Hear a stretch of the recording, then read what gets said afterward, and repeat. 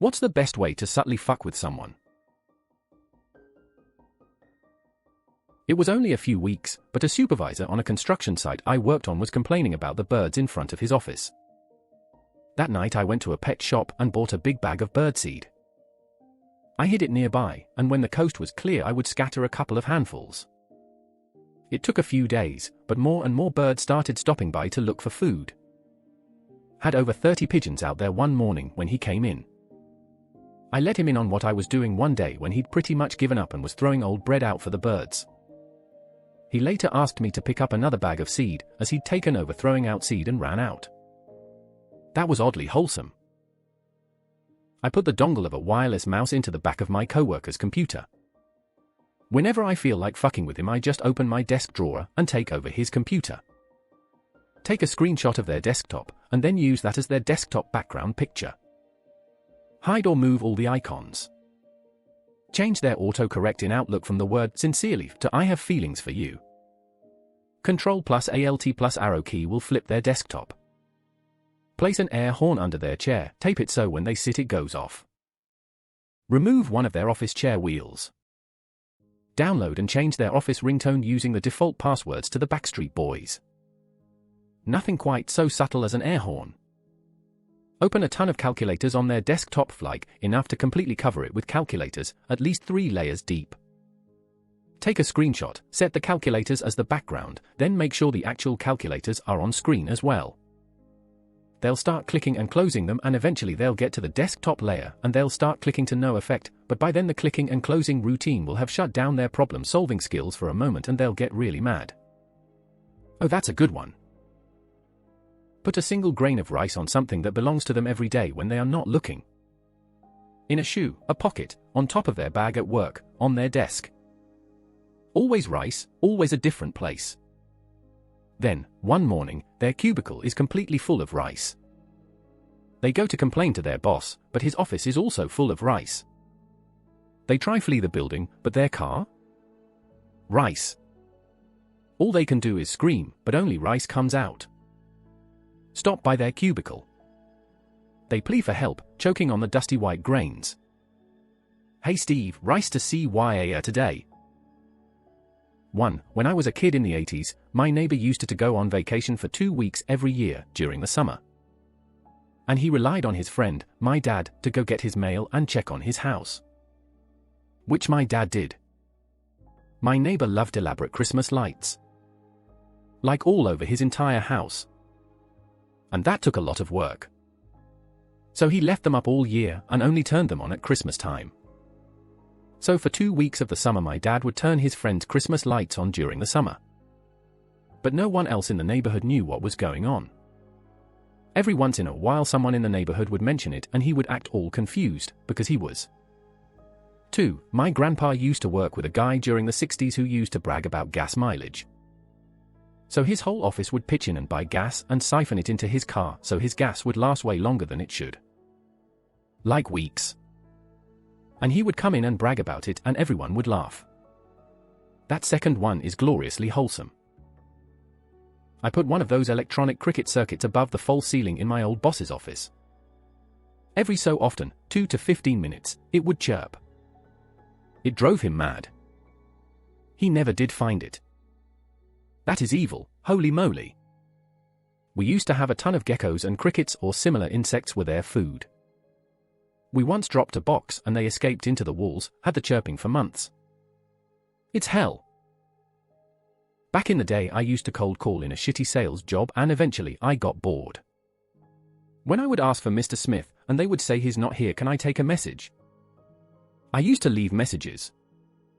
Tell him he was right, it's not going to fit. Or, tell him it'll have to be the blue one, the red one isn't available. Or, we can't do 7 o'clock because the cat isn't well.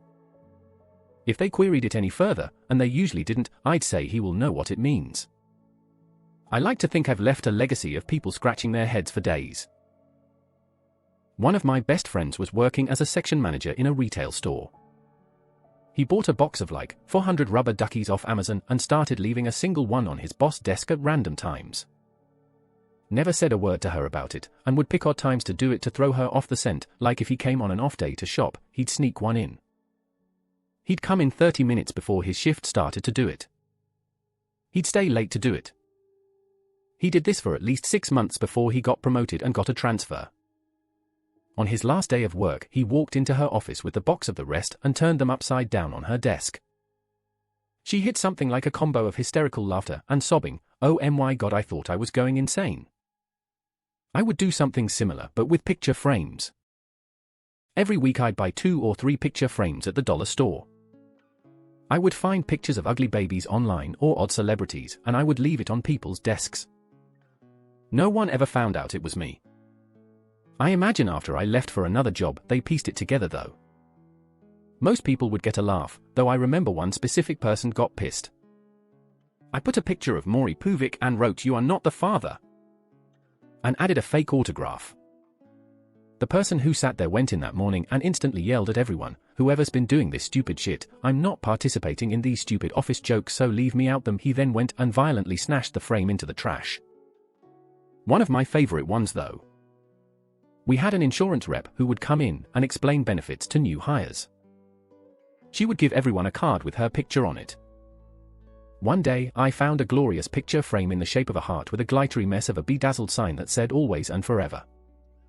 So naturally, I put her picture in Photoshop and blew it up. The quality was horrible, but it just made it that much better because of the frame. It looked like a picture you'd find acceptable to frame if you were the type of person who would buy that type of frame.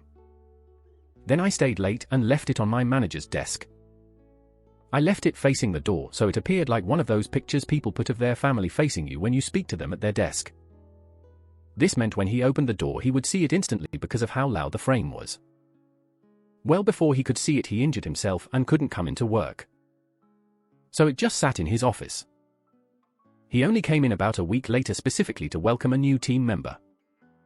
And of course the benefits rep was there to walk the new member through their options. And of all fucking days, this was the first time I heard her ask him if he had a minute to talk. He said yes and they go into his office. The second he opens the door he gives a very nervous laugh and says, "Shit. I think I can explain." Then the door shut behind them. Everyone heard him, but no one else knew what had happened. Everyone in the office looked at each other in confusion and shrugged at each other. I sat at my desk with my face in pain and tears in my eyes from trying so hard not to laugh. My friend's boyfriend scared her as a prank. She sought revenge by waiting for him to fall asleep and then watched a bunch of videos he would hate on his YouTube account to fuck with his recommend algorithm. I went to a small college back when we all used the library for computers. At this time Netflix was a DVD delivery system where you had a subscription and they mailed you DVDs. It was quite amazing for the time. So I type in my Netflix account and I see my friend's name pop up on the account as he had forgotten to log off when he had used the same computer in the library. So I changed all his Mission Impossible battle-type save DVDs to rom-coms and dance movies. Later that week I asked him how he enjoyed his movies and he laughed and said they were actually quite good. He. Go inside an elevator and don't turn around. Hello, I've gathered you all here today to talk about. Say, "I have to go poop," then just don't say anything and stand there. A little clear tape over the laser mouse sensor. Few months ago I met one of my neighbors. She told me her and her husband's names. I've seen them around so I know who her husband is. Few days ago I'm outside and see him coming the other way. Smile and wave hi Bob as if I've known him for years. He says hi back like he just can't remember my name right now. That's going to be a slow burn. I am very distinctive looking, so pretty quickly he'll be thinking surely I'd remember meeting a 3-foot-tall black woman with green spiky hair. All details changed to protect my identity. Nice try, 6-foot-tall white man with blue smooth hair. When you talk to them, look at their forehead instead of their face. Just hand them stuff and be like, "Hey, can you hold this for me?" And they will almost every time, and then just never ask for it back and see how long they keep it for. Add in a random, no pun intended, into a conversation. As a non-native speaker, my expectations for the comments were completely different. Screenshot their computer desktop, close all the open windows and move the cursor off screen. Print screen and save the image to the desktop. Remove all the desktop items and taskbar. Set the screenshot as the desktop background. A classic variation of this is to create a folder on their desktop called My Porn.